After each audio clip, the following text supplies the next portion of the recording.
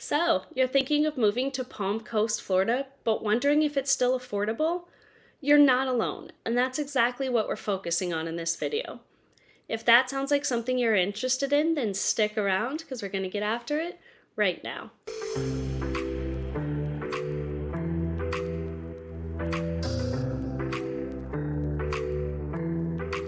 Hi, I'm Stephanie Schulis with Real Broker. Thanks so much for joining us today. If this is your first time to the channel, please make sure to give it a thumbs up and hit that subscribe button so you can be notified every time we put out new content all about moving to Palm Coast, Florida and the surrounding areas. We get calls, texts, and emails from people just like you looking to make the move to Palm Coast every day, and we absolutely love it. So whether you're thinking of moving in the next 9 days or 90 days, give us a call, shoot us a text, send us an email, and we'll do everything we can to help you make a smooth move to Palm Coast, Florida. Everyone's asking the same question right now. Is Florida still affordable? With rising home prices, insurance hikes, and a flood of new residents, a lot of people are starting to wonder if Florida is losing its reputation as an affordable paradise. Today, we're breaking it down with a focus on Palm Coast, Florida, one of the fastest growing cities on the East Coast. Is it still affordable to live here, or is that dream slipping away? Let's dive in. Why did Florida become popular? Florida drew people for no state income tax, warm weather year-round, affordable housing, historically lower than New York, New Jersey, California, lifestyle perks such as beaches, boating, retirement communities. The pandemic years accelerated migration. Remote workers, retirees, families escaping high-tax states. With so many people moving here, affordability has shifted. So let's put the numbers under a microscope. What's the housing market like today? Median home price in Palm Coast as of 2025 is about $347,000.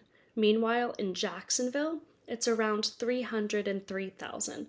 So Palm Coast is slightly pricier than our neighboring metro city.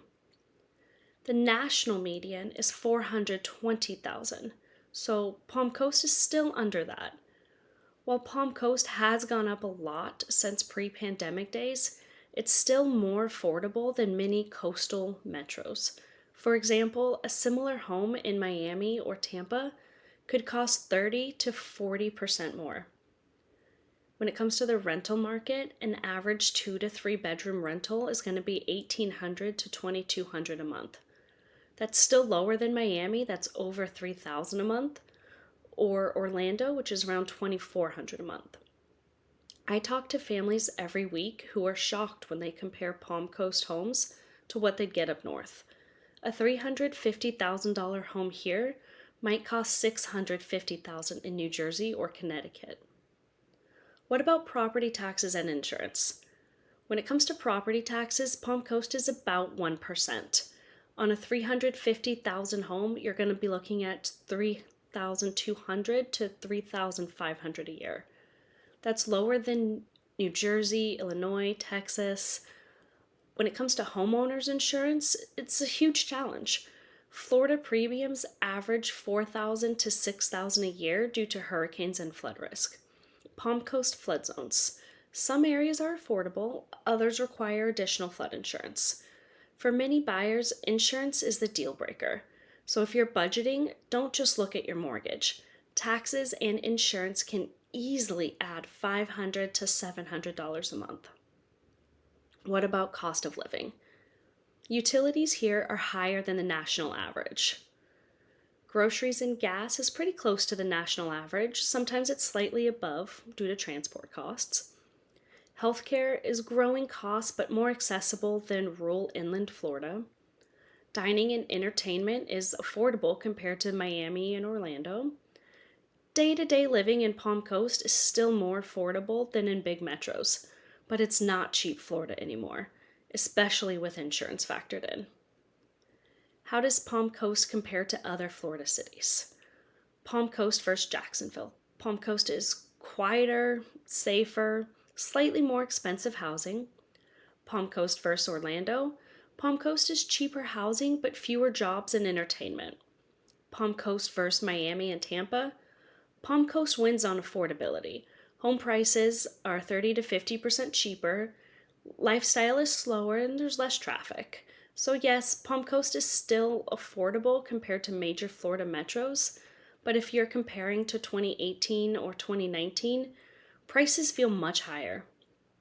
What about lifestyle? What can you get in Palm Coast?